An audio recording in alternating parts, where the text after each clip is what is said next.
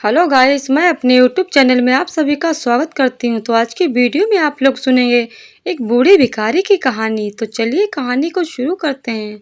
यदि आपने चैनल को सब्सक्राइब नहीं किया है तो कृपया चैनल को सब्सक्राइब कर दीजिएगा ताकि आपको हमारे चैनल पर रोज एक नई कहानी सुनने को मिलती रहे। तो आइए कहानी को शुरू करते हैं।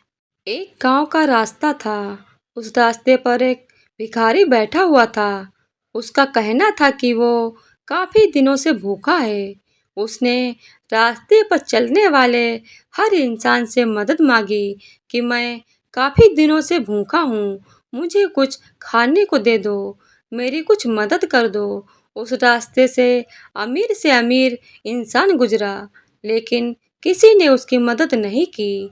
वो बेचारा भूखा प्यासा तड़प रहा था। तभी उसने देखा कि उसी रास्ते पर एक गरीब मजदूर जा रहा है।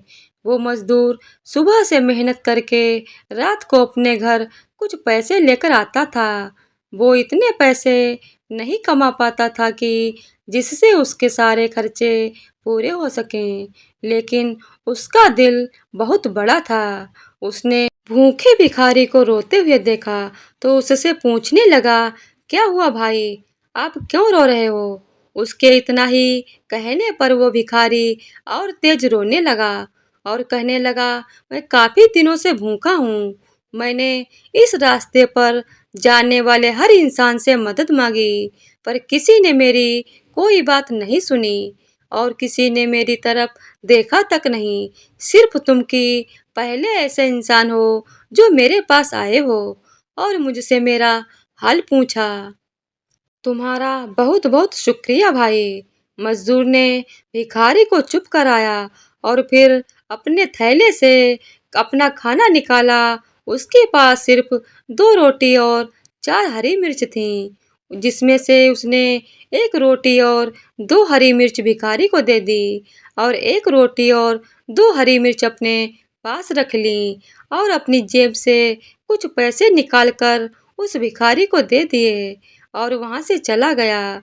जब वो मजदूर अपने घर पहुंचा तो उसकी बीवी ने उससे कहा कि आज की सारी कमाई मुझे दे दो। उस मजदूर ने अपनी बीवी को पैसे दे दिए। उसकी बीवी ने पैसे गिने और कहा, ये पैसे कम क्यों हैं और पैसे कहाँ हैं? मजदूर खामोश हो गया और अपनी नजरें नीची करते हुए बोला कि मुझे रास्ते में एक भिखारी मिला जो काफी दिनों से भूखा था। मैंने कुछ पैसे उसे दे दिए। उसकी बीवी ये सुनकर गुस्से से बोली, हमारी खुद की जरूरतें पूरी नहीं हो रही हैं और तुमने किसी और को पैसे दे दिए। जाओ, आज तुम्हें रात का खाना नहीं मिलेगा। वो मजदूर चुपचाप जाकर भूखा सो गया। लगभग 5 साल बाद एक बहुत बड़ा आदमी उनके घर का पता पूछते पूछते उसके घर तक पहुंच गया। उस आदमी ने दरवाजा खटखटाया तो मजदूर ने घर का दरवाजा खोला और सामने खड़े आदमी को देखकर वो मुस्कुराने लगा। तो मजदूर ने उससे पूछा, आपको किससे मिलना है? सामने खड़े आदमी ने कहा, मुझे आपसे ही मिलना है। मजदूर ने हैरान होते हुए कहा, शायद आपको कोई गलतफहमी हुई है। उस आदमी ने कहा, नहीं भाई, मुझे आपसे ही मिलना है, आपका एहसान चुकाना है। मजदूर ने कहा, कौन सा एहसान? उस आदमी ने कहा कि करीब 5 साल पहले मैं इस रास्ते पर भूखा बैठा था और तुमने मेरी मदद की थी। मजदूर ने हैरान होते हुए कहा, तुम इतने बड़े आदमी कैसे बन गए? उस आदमी ने कहा, आपने मुझे जो पैसे दिए उन पैसों से मैंने एक छोटी सी किराए की दुकान खोली जिस पर मैं खाना बेचा करता था। मुझे उससे हल्के हल्के थोड़ा नफा होने लगा और आज मेरी वो किराए की दुकान एक बहुत बड़े रेस्टोरेंट में बदल गई है। उस आदमी ने मजदूर को चेक देते हुए कहा, आपका बहुत बहुत शुक्रिया और आपको कभी भी मेरी मदद चाहिए हो तो आप मुझे याद कीजिएगा और मेरे घर के पते पर आ जाइएगा।